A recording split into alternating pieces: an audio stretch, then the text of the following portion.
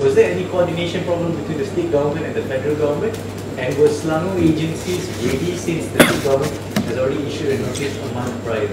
Okay, let me explain the condition of our preparation. I think by November we start the preparation from all department, especially the pengurusi ataupun the chairman of disaster committee led by the pegawai daerah. It's a normal process and it's a ordinary exercise by our officer in the district level, especially by end of the year ataupun menjelang bulan 11 dan bulan 12. Dan kadar hujan yang dicatatkan itu ialah kadar hujan 1 bulan. Tetapi apa yang berlaku ialah the rain come in one day. That happened. So dalam kenyataan yang dikeluarkan, yeah, right, November is around 200 to 300, isn't it? Is it kan? It's a amount of rain in 1 month. What happened in 17, actually start 16, 17, the amount come 400, 300 mm come in within 24 hours.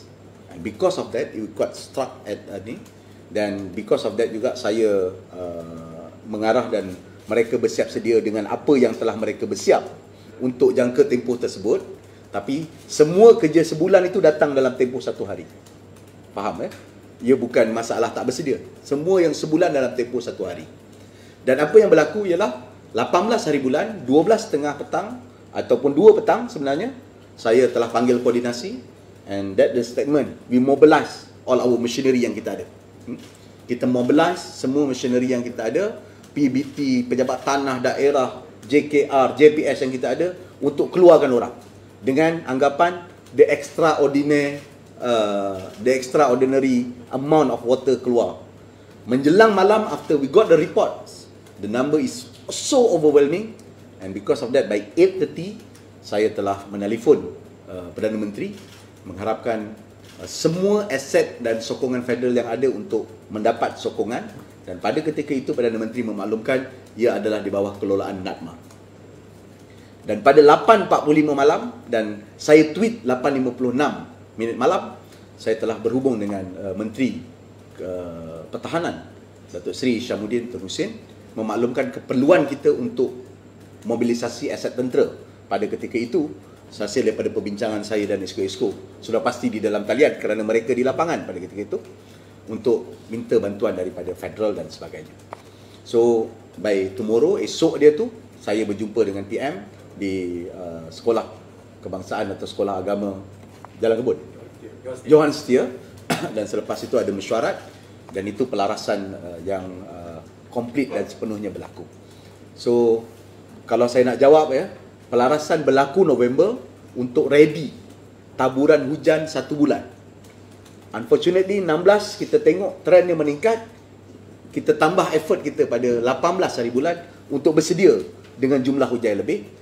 By night the angka more than 360 mm, which is the number is I think paling tinggi, dan besok dia tu saya dapat lagi angka dia 400 di Kelang.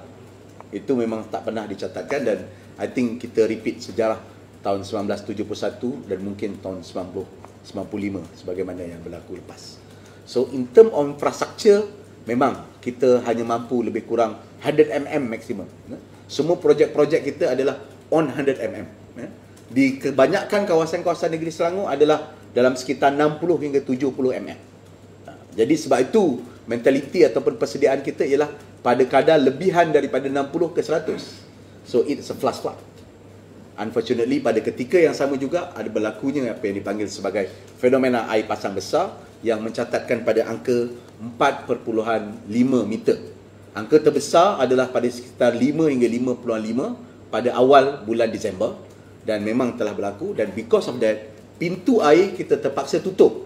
Kalau tidak, limpahan air laut akan menerjah ke daratan dan mungkin Shah Alam dan kawasan sekitar ini juga akan lebih parah ataupun lebih besar bencana yang laku. Jadi bila penurunan berlaku mulai 19 hari bulan telah berlaku penurunan air pasang, dalam masa yang sama kita dah boleh lihat penyusutan apa yang berlaku terhadap beberapa lokaliti dan kawasan termasuk di Seri Muda.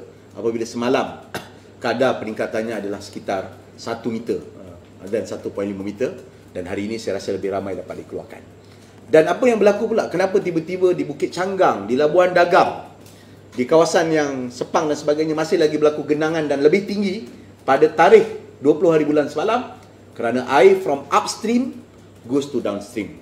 Daripada hulu ke hilir, betul daripada hulu ke hilir, dan di sana dia stranded sebentar, dan saya lihat mungkin dia ambil masa lagi maybe in 48 hours or to 72 hours untuk mereka masuk ataupun air tersebut mengalir ke laut. So lack of coordination, lack of coordination because caught of surprise by the amount of water. But is it we not communicate? We communicate.